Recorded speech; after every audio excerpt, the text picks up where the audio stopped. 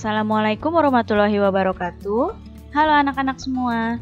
Hari ini kita akan belajar tema 5, subtema 2, pembelajaran ke-1 dan ke-2 dengan muatan IPA, Bahasa Indonesia, dan SBDP. Sudah siap untuk belajar hari ini? Kalau sudah siap, mari kita mulai belajarnya. Setiap makhluk hidup membutuhkan makanan untuk bertahan hidup. Melalui makanan, makhluk hidup memperoleh energi yang digunakan untuk tumbuh, bergerak, dan melakukan aktivitas.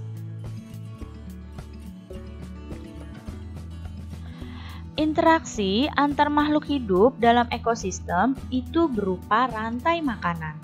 Nah, rantai makanan adalah rangkaian peristiwa makan dan dimakan antar makhluk hidup untuk kelangsungan hidupnya.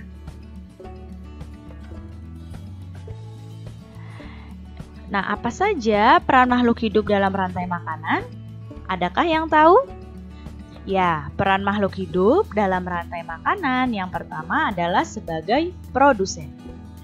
Produsen ini adalah makhluk hidup yang dapat membuat makanannya sendiri melalui fotosintesis. Nah, apakah kamu tahu makhluk hidup apa yang melakukan fotosintesis? Iya, makhluk hidup yang melakukan fotosintesis adalah tumbuhan hijau. Ya. Kemudian, peran makhluk hidup dalam rantai makanan yang berikutnya adalah konsumen. Nah, konsumen ini adalah makhluk hidup yang tidak dapat membuat makanannya sendiri, sehingga bergantung pada makhluk lain. Contohnya adalah hewan. Dan yang satu lagi adalah pengurai. Pengurai ini adalah makhluk hidup yang mengurai sisa-sisa tubuh makhluk hidup yang lain yang telah mati. Contohnya, pengurai adalah cacing tanah, jamur, dan juga bakteri. Sekarang perhatikan piramida rantai makanan berikut ini. Nah, bisa kalian lihat di sini ada bentuk seperti piramida. Yang paling bawah ini adalah produsen. Ya, produsen ini adalah tumbuhan hijau. Nah, jumlahnya paling banyak. Ya, di sini produsen jumlahnya paling banyak. Di atasnya produsen dalam piramida rantai makanan ini ada konsumen 1. Konsumen 1 ini hewan herbivora atau hewan omnivora. Nah, di sini jumlahnya konsumen 1 lebih sedikit dibandingkan dengan produsen. Kemudian di atasnya konsumen 1 ada konsumen 2. Jumlahnya lebih sedikit dari konsumen 1. Nah, konsumen 2 ini adalah hewan-hewan karnivora. Dan yang paling atas ada konsumen 3 atau konsumen puncak. Di sini hewan-hewan karnivora dan jumlahnya semakin sedikit. Tidak ada lagi yang memakan konsumen puncak ini. Sekarang perhatikan rantai makanan berikut ini. Nah, di sini bisa kalian lihat ada gambar tumbuhan, kemudian ada gambar tikus, ular, elang, dan jamur. Nah, di sini rantai makanan yang ada pada di hadapan kalian adalah rantai makanan pada ekosistem sawah. Di sini yang pertama kita lihat nomor 1, ini adalah produsen. Ya, tadi produsen adalah tumbuhan hijau yang memproduksi makanannya sendiri melalui fotosintesis. Nah, produsen ini atau tumbuhan ini di sini ini dimakan oleh tikus ini atau yang berperan sebagai konsumen 1. Jadi, tikus ini adalah konsumen 1. Konsumen 1 adalah hewan herbivora atau omnivora yang memakan produsen secara langsung. Jadi, hewan-hewan yang langsung memakan tumbuhan itu adalah hewan yang konsumen 1, hewan yang pemakan tumbuhan secara langsung. Nah, di sini tikusnya ini kemudian dimakan oleh ular. Ya, tikusnya dimakan oleh ular. Ular berperan sebagai konsumen 2. Nah, di sini konsumen 2 adalah hewan karnivora yang memakan konsumen 1. Dan kemudian ular ini dimakan lagi oleh elang. Ularnya dimakan lagi oleh elang. Berarti di sini elang adalah konsumen 3. Konsumen 3 ini adalah hewan karnivora yang memakan konsumen 2. Di sini pada elang tidak ada lagi yang memakan elang. Berarti di sini elang mati dan akan diuraikan oleh pengurai atau dekomposer. Nah, jadi organisme yang mengurai konsumen 3 ini adalah pengurai atau dekomposer. Hasil penguraiannya akan jadi sumber makanan bagi tumbuhan. Nah, jadi rantai makanan seperti ini akan terus berputar. Produsen dimakan oleh konsumen 1, konsumen 1 dimakan oleh konsumen 2, konsumen 2 dimakan oleh konsumen 3, konsumen 3 kemudian mati diurai oleh pengurai atau dekomposer dan menjadi sumber makanan lagi bagi produsen. Dalam rantai makanan itu terjadi aliran energi. Aliran energi adalah proses berpindahnya energi dari satu makhluk hidup ke makhluk hidup lainnya. Energi tersebut kemudian berpindah saat makhluk hidup tersebut dimakan oleh makhluk hidup lainnya. Nah, di sini pertama ada matahari. Matahari adalah sebagai sumber utama energi makhluk hidup. Karena matahari ini digunakan oleh tumbuhan sebagai untuk fotosintesis, ya. Jadi energi matahari ini digunakan oleh tumbuhan dan menghasilkan bahan makanan dari proses fotosintesis ini. Nah, tumbuhan ini kan sudah memiliki bahan makanan, sudah memiliki energi. Nah, kemudian tumbuhan ini dimakan oleh konsumen 1, ya. Tumbuhannya dimakan oleh konsumen 1. Berarti energi yang ada pada tumbuhan ini pindah ke konsumen 1. Ya, tumbuhan dimakan oleh konsumen 1 dan tumbuhannya jadi sumber energi bagi konsumen 1 ini. Kemudian konsumen 1-nya dimakan oleh konsumen 2. Berarti energi ini pindah lagi ke konsumen 2. Dan artinya konsumen 1 ini jadi sumber energi bagi konsumen 2. Konsumen 2 ini dimakan lagi nih. Nah, dimakan lagi oleh konsumen 3. Berarti energi pada konsumen 2 pindah ke konsumen 3. Berarti di sini konsumen 2 jadi sumber energi bagi konsumen 3. Nah, konsumen 3 kan sudah tidak ada yang makan lagi.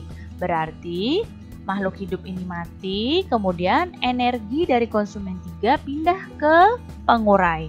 Nah, nutrisi dari pengurai akan diserap lagi oleh tumbuhan. Nah, jadi begini ya aliran energinya ya. Dari tumbuhan, kemudian energinya pindah ke konsumen 1, energinya kemudian pindah dari konsumen 1 pindah ke konsumen 2 energinya karena dimakan oleh konsumen 2 ke konsumen 3 dan ke pengurai dan balik lagi. Di sini produsen atau tanaman memiliki jumlah energi terbesar. Produsen mempunyai energi terbesar karena mampu menghasilkan makanannya sendiri. Tahukah kamu apa tadi produsen?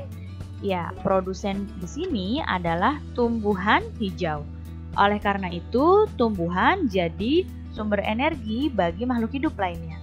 Dari produsen, energi akan pindah ke konsumen dalam sebuah rantai makanan. Nah, kalian lihat di sini ada sekelompok anak-anak sedang belajar. Dan ternyata salah satu temannya menemukan buku yang menjelaskan tentang rantai makanan. Dan temannya berkata bahwa buku tersebut dapat digunakan untuk belajar menyusun karangan non-fiksi. Nah, kemarin kan kalian sudah mempelajari cara menentukan ide pokok. ide pokok itu dapat dikembangkan menjadi paragraf non-fiksi. Untuk menulis paragraf non-fiksi, kamu harus mencari informasi dulu berdasarkan fakta yang kamu baca dari berbagai sumber. Nah, lalu bagaimana ya langkah-langkah menulis karangan non-fiksi? Yang pertama, kalian harus menentukan topik apa yang akan kalian kembangkan jadi sebuah paragraf atau jadi sebuah teks. Selanjutnya, kalian buat daftar kosakata sebanyak-banyaknya yang berkaitan dengan topik yang kalian ambil. Berikutnya, kalian tuliskan ide-ide pokok berdasarkan kosakata yang sudah ditentukan. Nah, setelah ide pokoknya, kalian buat kalimat utama dari ide pokok yang sudah ditentukan. Berikutnya lagi, kalian membuat kalimat penjelas berdasarkan informasi tambahan dan harus relevan ya, harus berkaitan dengan topik yang kalian ambil. Dan jika sudah jadi, kalian tinggal susun kalimat utama dan kalimat penjelas dengan urutan sehingga menjadi paragraf yang padu.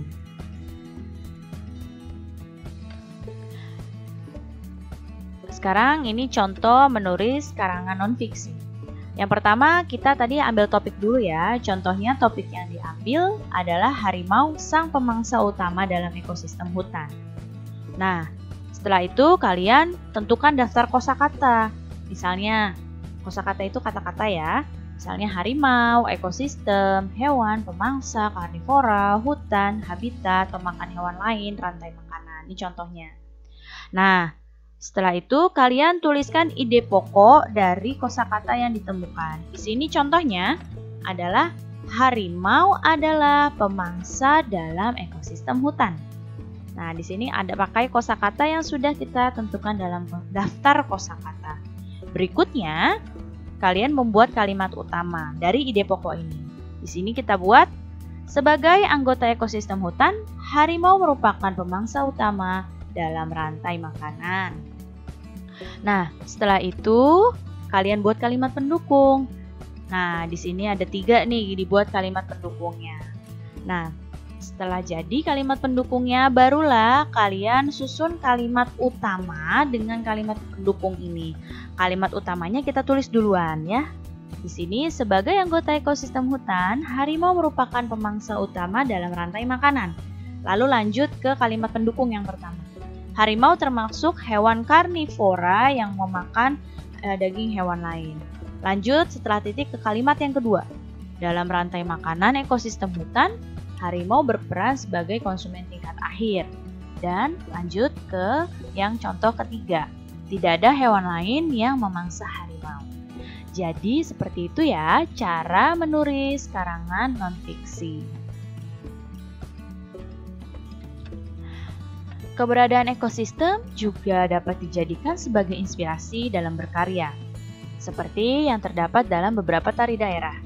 Contohnya, hasil panen yang diperoleh dari ekosistem sawah atau ladang itu bisa menjadi karya tari yang indah.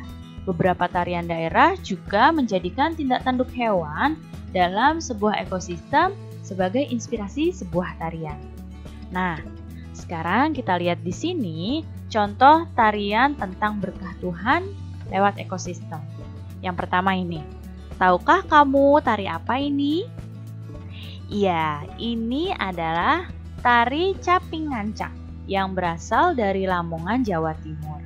Ini menceritakan tentang kehidupan petani yang menggambarkan petani yang mulai bekerja di sawah dari menanam, merawat, hingga memanen padi. Selanjutnya contoh tariannya, nah ini. Apakah kalian tahu tari apa ini? Ya, ini adalah tari Bendrong Lesung, berasal dari Banten. Tari ini menceritakan sukacita masyarakat menyambut musim panen. Sekarang Ibu mau tanya, tahukah kamu apa properti untuk kedua tarian di samping ini? Nah, coba diperhatikan kira-kira apa properti tarian ini. Yang pertama nih yang Ibu tunjuk panah. Iya betul sekali, ini adalah propertinya caping ya. Ini properti untuk tariannya caping. Kalau yang ini, yang gambar kedua, apa propertinya? Benar, propertinya adalah alu dan lesung. Baik anak-anak, cukup sekian ya penjelasan Ibu kali ini. Mudah-mudahan kalian paham dan mengerti. Terima kasih anak-anak semua, sampai jumpa lagi. Wassalamualaikum warahmatullahi wabarakatuh.